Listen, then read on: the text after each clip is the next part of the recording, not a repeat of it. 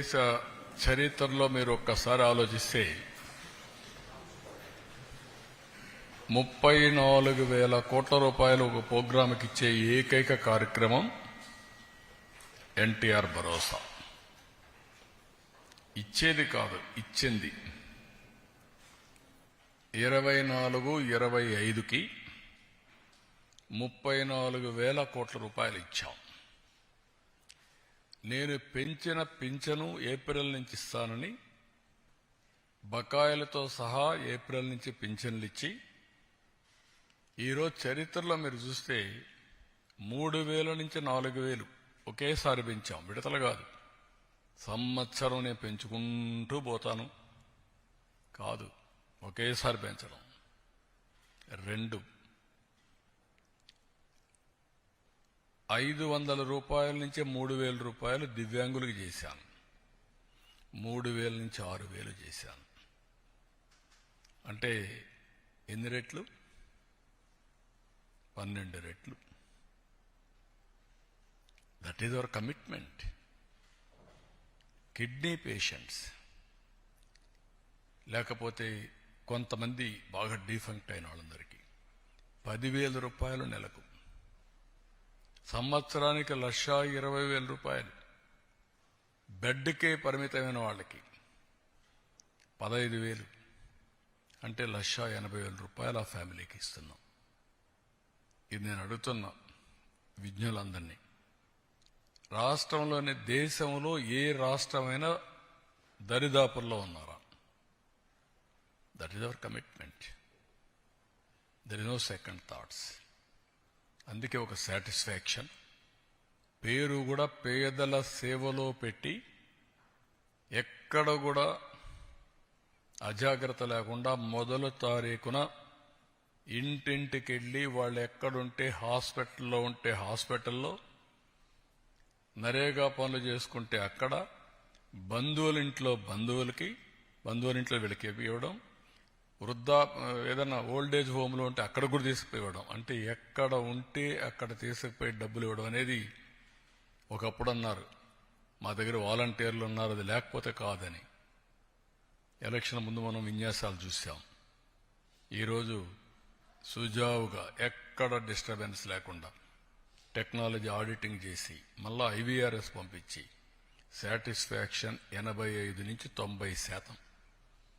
ఒకరిద్దరు డబ్బులు తీసుకున్న వైఎస్ఆర్ కాంగ్రెస్ పార్టీ ఓట్లో లేకుంటే ఇంకోటి ఉండొచ్చు, కానీ అట్మోస్ట్ సిన్సియర్గా వాళ్ళు హ్యాండ్ ఓవర్ చేసి వాళ్ళకి ఇచ్చిన డబ్బులు కూడా మర్యాదపూర్వకంగా దానికి కూడా తెప్పిస్తున్నాం. ఏదో డబ్బులు ఇస్తున్నామని వాళ్ళని తక్కువ చూడొద్దండి, గౌరవప్రదంగా ఇవ్వాలి అనేది కూడా చేసే పరిస్థితికి వచ్చాం. That is our commitment. ముందు రోజు ఇస్తున్నాం. సెలవు అయితే 1 డే ముందు. ఎప్పుడో జరిగాయండి ఇవన్నీ. That is our commitment. ఆ కమిట్మెంట్ నెరవేరుస్తున్నాం. మీరు చెప్పినట్టు ఒక ప్రోగ్రాంలో ఒక రోజు 10,000 కోట్లు, 67 లక్షల మంది పిల్లలకి. అయితే ఈ డబ్బులు కూడా మనం ఇచ్చేది ప్రజలు కూడా ఆలోచించుకోవాల్సిన అవసరం ఉంది. ఈ డబ్బుల్ని ఏదో వచ్చింది కాబట్టి ఖర్చు పెట్టేద్దామని కాకుండా, నేను ఏదైతే మాట్లాడుతున్నానో మీరు శాశ్వతంగా పేదరికం నుంచి పైకి రావడమే కాకుండా ఆర్థిక పరిస్థితులు మెరుగుపరుచుకొని మీరు కూడా బెటర్ లివింగ్ స్టాండర్డ్స్కి రావాలి. దాన్ని కూడా గైడ్ చేస్తాం. వెల్ఫేర్ అనేది ఎంపవర్మెంట్కి దారితీయాలి. అంతేగాని వెల్ఫేర్ అనేది ఎప్పటికీ ఆధారపడే పరిస్థితి రాకూడదు. అలాంటి దానికోసం శ్రీకారం చుడతాం. Will work it out how to guide them.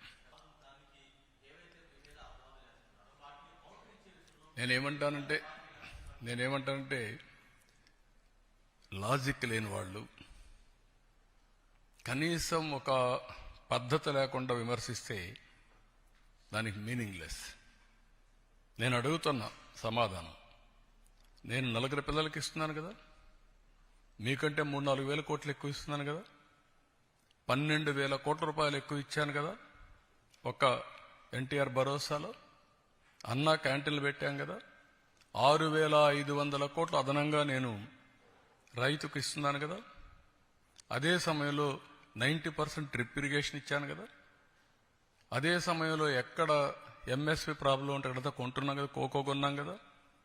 మ్యాంగోకు 4 రూపాయలు కేజీకి ఇస్తున్నాం కదా. పొగాకు కొన్నాం. ఇవన్నీ కూడా మీరు గుర్తుపెట్టుకోవాల్సింది. కొంతమందికి విష ప్రచారం చేసి, రౌడీజం చేసి, దౌర్జన్యం చేసి పెత్తనం చేయాలనుకుంటున్నారు. ఆ ఆటలు నా దగ్గర సాగవు. నేను ఐఎమ్ వెరీ క్లియర్. మళ్ళీ చెప్తున్నా, మీ ద్వారా ప్రజలకు కూడా చెప్తున్నా, ఇంతవరకు నా మంచితనాన్ని చూశారు. తోక తెప్పితే మాత్రం పబ్లిక్ సేఫ్టీ కోసం ఎవరిని ఉపేక్షించడం, అందరికీ గుణపాఠం ఉంటుంది.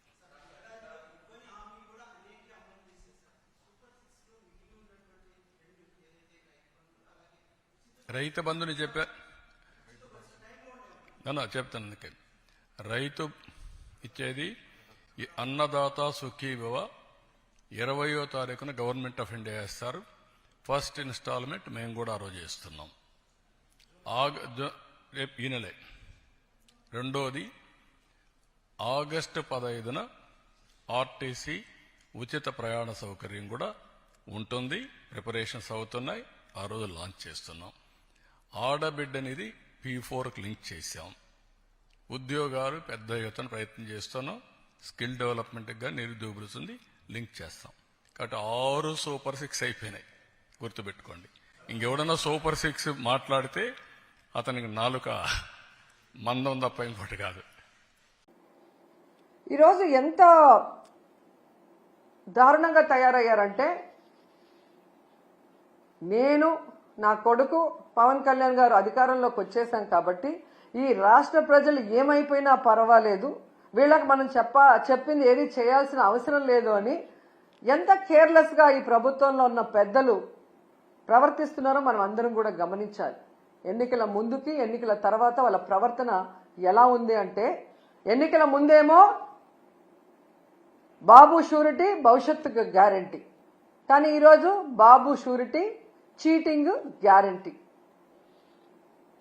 సైకిల్ కోటేస్తే ఫ్రీ బస్ మీ ఇంటి ముందుకే వచ్చేస్తుంది. గ్లాస్ కోటేస్తే ఏ క్లాస్ ఉద్యోగాలు మీకు వస్తాయి. పువ్వు కోటేస్తే పువ్వుల్లో ప్రతి మహిళకి 1500 మీ ఇంటికి వచ్చేస్తుంది. కూటమికి ఓటేస్తే ప్రతి బిడ్డకి స్కూల్కి వెళ్లే వాళ్ళకి 15,000 మీకు వచ్చేస్తాయని చెప్పారు. ఇక ఇంట్లో ఎంతమంది ఉంటే అంతమందికి లక్షలు వచ్చి పడేస్తాయని ఏ విధంగా వాళ్ళు బాండ్లు కూడా రాసి ఇవ్వటం మనం అందరం కూడా గమనించాం.